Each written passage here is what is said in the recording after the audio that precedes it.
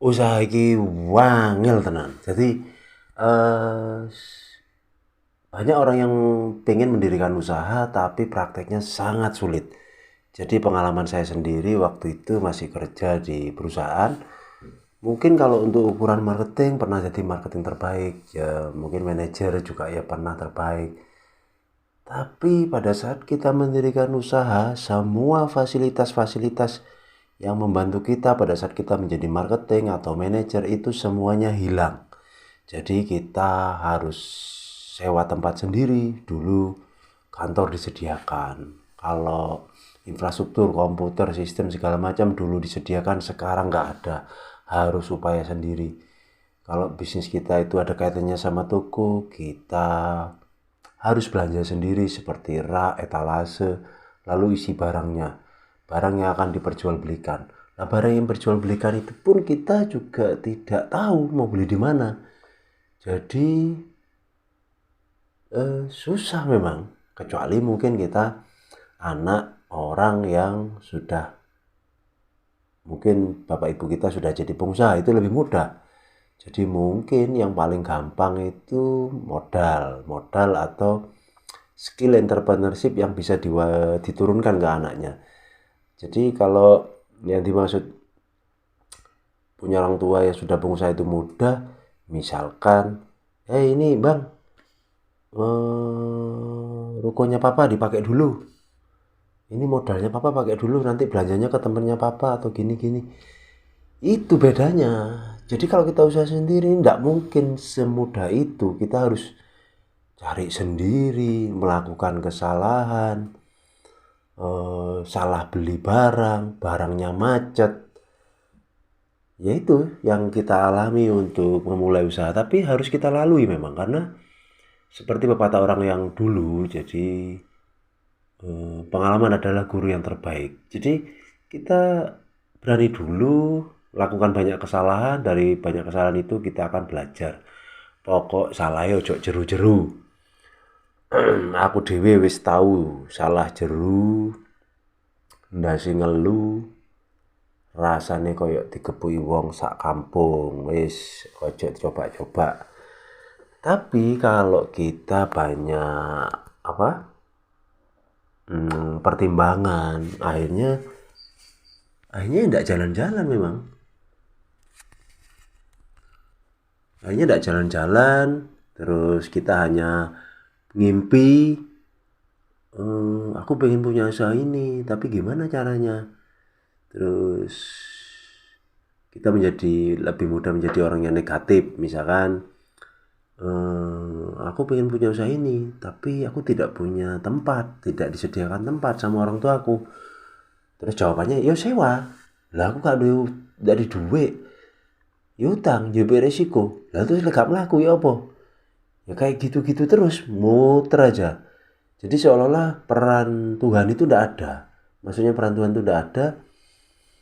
Masa setiap kita memberikan solusi terhadap pertanyaan teman yang membuka usaha, sewa tempat. Kalau tidak punya sewa, kita cari pinjaman, ambil resiko.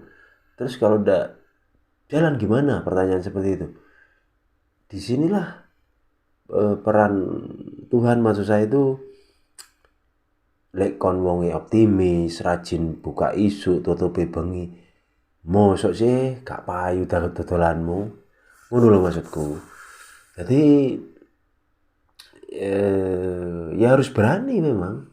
Karena kalau ndak berani, terus kita memang bukan anaknya pengusaha, ya gini-gini terus. Kita kerja ikut orang, berangkat pagi, pulang malam. Kalau usia sudah hampir gak kuat kerja, 40 ke atas, kita mungkin ditekan atau dipindah ke tempat yang jauh supaya mengundurkan diri. Kan gitu biasanya strategi perusahaan. Lalu perusahaan akan rekrut orang yang lebih muda, lebih energik, dan bersemangat dalam bekerja. Ya, tantangannya seperti itu. Kalau kita tidak memimpikan, tidak memulai, ya kita akan jalan di tempat. Tapi memang usaha ini, membangun usaha itu seperti memilih sebuah jalan yang berkerikil dan tidak ada janji sukses. Jadi tidak ada janji sukses. Jadi kita harus cari solusi-solusi sendiri dari setiap problem yang kita hadapi. Mungkin kita bisa belajar dari teman yang sudah pengalaman, terus memperbanyak circle-circle orang yang positif atau orang yang lebih sukses dari kita. Orang yang sukses lebih sukses dari kita itu setidaknya bukan kita mau pinjam uangnya ya, tapi cara pikir mereka itu berbeda, cara berhitung mereka itu berbeda. Dan kalau mereka itu cocok dengan kita, nah itu tadi misalkan kita punya teman yang kata saya itu circle-nya positif dan lebih sukses, mungkin kalau cocok dengan misalkan usaha kita atau karakter kita, sewaktu-waktu dia butuh, misalkan saya buka usaha catering misalkan, bang aku cocok masakanmu, jadi kalau misalnya iki mari sesuk aku karyawanku ono arisan wong selawe, tolong gaweno nasi rames, nasi campur, nasi lalapan. Ya seperti itu proses kita cari langganan pertamanya. Jadi ndak usah khawatir lah. Pasti kita akan menemukan solusi dari setiap problem-problem yang kita hadapi.